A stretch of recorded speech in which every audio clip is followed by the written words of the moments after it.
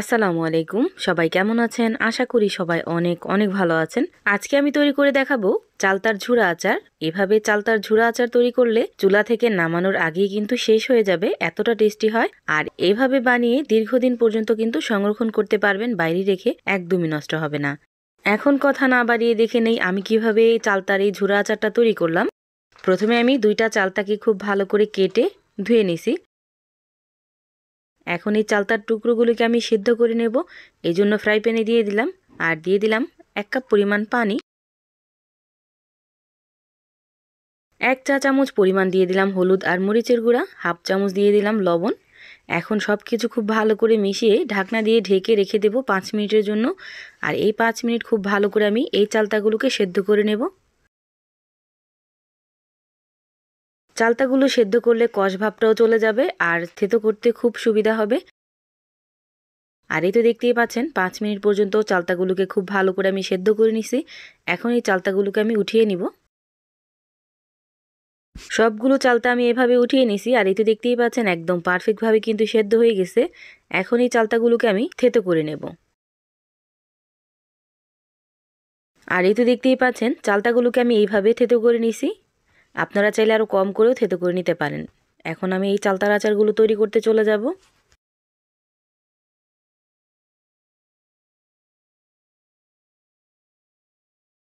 যেই ফ্রাই প্যানে আমি চালতাগুলো সেদ্ধ করছি ওই একই ফ্রাই প্যানে আমি নিয়ে নিলাম শুকনো মরিচ।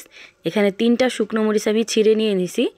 দিয়ে দিলাম 2 চামচ পরিমাণ সরিষার তেল। শুকনো মরিচটা যখন কিছুটা ভাজা হয়ে যাবে ওই পর্যায়ে এখানে দিয়ে দিব আমি 1/2 চামচ পরিমাণ 5 ফোড়ন।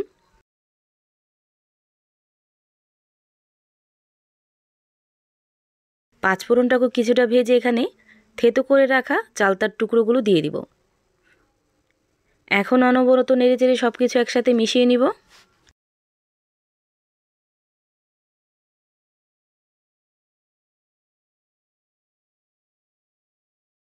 মিশিয়ে নেওয়া হয়ে গেছে। এখন এখানে দিয়ে দিব 1 কাপ পরিমাণ আখের গুড়। আপনারা চাইলে খেজুরের গুড় দিয়েও এই আচারটা তৈরি করে নিতে পারবেন, বা চিনি দিয়েও কিন্তু আচারটা তৈরি করতে পারবেন, একেবারেই অপশনাল। এখন এই আখের গুড়টাকে খুব ভালো করে মিশিয়ে নিব, যাতে করে সব কিছু খুব ভালো করে মিশিয়ে যায়। আখের গুড়টা খুব ভালোভাবে মিশে গেছে। এই পর্যায়ে এসে আমি দিয়ে দিব 1/2 চামচ পরিমাণ হলুদ আর মরিচের গুঁড়া। এখন এই হলুদ আর মরিচের গুঁড়াটা দিয়েও খুব ভালো করে মিশিয়ে নিব। হলুদ আর মরিচের গুঁড়াটা দিলেও কিন্তু খুব সুন্দর একটা কালার আসবে। 1 থেকে 2 ফোঁটা পরিমাণ দিয়ে দিব অরেঞ্জ ফুড কালার। চাইলে এটা আপনারা স্কিপ করতে পারেন, জাল করতে করতে এমনি সুন্দর একটা কালার চলে আসবে। এখন এই অরেঞ্জ ফুড কালারটা দিয়েও খুব ভালো করে মিশিয়ে নিব। এভাবে চালতার আচার তৈরি করতে কিন্তু একদমই কম সময় লাগে। হাতে গোনা 10 থেকে 15 মিনিট সময় হলেই কিন্তু আপনারা এই চালতার আচারটা তৈরি করে নিতে পারবেন। এখন এই আচারটাকে জাল করে অনেকটা শুকিয়ে নিব। আমার এই ভিডিওর কোনো অংশ যদি আপনাদের কাছে ভালো লেগে থাকে তাহলে লাইক, কমেন্ট অ্যান্ড শেয়ার করতে ভুলবেন না। জাল করতে করতে চালতার আচারটা যখন এরকম শুকিয়ে যাবে ওই পর্যায়ে এখানে দিয়ে দিব আমি 1 চামচ পরিমাণ 5 ফোড়নের গুঁড়ো। যেই 5 ফোড়নটা এখানে আমি আস্ত ব্যবহার করছি ওই একই 5 ফোড়নটাকে আমি চুলায় খুব ভালো করে আমি ভাজা ভাজা করে বেটে নিছি। আর ওই 5 ফোড়নের গুঁড়াটাই আমি এখানে ব্যবহার করলাম। এখানে 1 চামচ পরিমাণ 5 ফোড়নের গুঁড়ো আছে।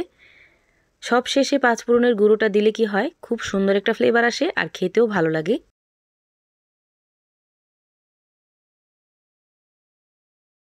টেস্ট অনুযায়ী এখানে আপনারা লবণ ব্যবহার করবেন। আমি এখানে বিট লবণ ব্যবহার করলাম টেস্টটা আরও ভালো আসার জন্য। এখন সব কিছু আবার খুব ভালো করে মিশিয়ে নিব। আর এই তো দেখতেই পাচ্ছেন জাল করতে করতে খুব সুন্দর একটা কালার চলে আসছে। এখন আমি এই আচারটাকে এইভাবে রেখে দেব ঠান্ডা হওয়ার জন্য। আর ঠান্ডা হলে এই আচারের কালারটা কিন্তু মাশাআল্লাহ অনেকটাই সুন্দর হয়ে যাবে। আর এই তো দেখতেই পাচ্ছেন তৈরি হয়ে গেল চালতার ঝুরি আচার। এখন এই আচারটাকে শুকনো একটা কন্টেনারে ভরে সংরক্ষণ করতে পারবেন প্রায় 6 থেকে 7 মাস পর্যন্ত, একদমই নষ্ট হবে না। আমার এই ভিডিওটা যদি ফেসবুক পেজ থেকে দেখে থাকেন তাহলে অবশ্যই আমার পেজটা ফলো দিয়ে রাখবেন।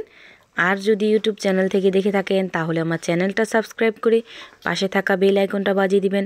তাহলে আমি প্রতিদিন ভিডিও ছাড়লে আপনাদের কাছে খুব তাড়াতাড়ি পৌঁছে যাবে। সবাই ভালো থাকবেন, সুস্থ থাকবেন। আল্লাহ হাফেজ।